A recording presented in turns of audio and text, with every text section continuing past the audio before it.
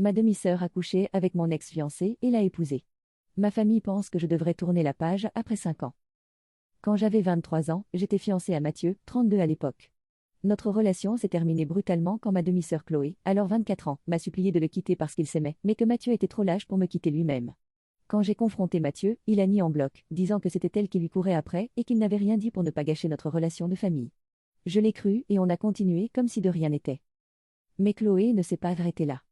Elle a commencé à me faire des remarques blessantes, me traitant de fille désespérée qui forçait un homme à m'épouser. Un mois plus tard, elle m'a envoyé une vidéo d'eux en train de coucher ensemble. Dans mon propre lit.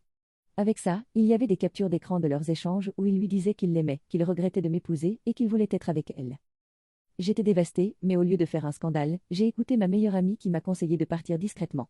J'ai récupéré l'argent que j'avais mis pour le mariage, fermé notre compte commun et j'ai déménagé chez mon père et ma belle-mère.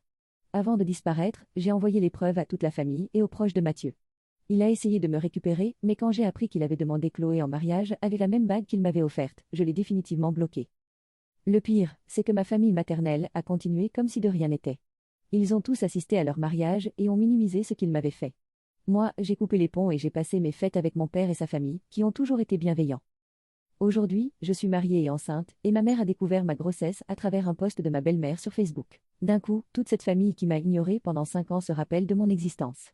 Ma mère m'a appelée en larmes, mon beau-père m'a accusée d'être rancunière et m'a dit que je devrais être heureuse pour Chloé et Mathieu comme ils le sont pour moi, sachant que leur couple bat de l'aile. Depuis, ils me harcèlent pour que je tourne la page. Suis-je vraiment obligée de pardonner sous prétexte que le temps a passé?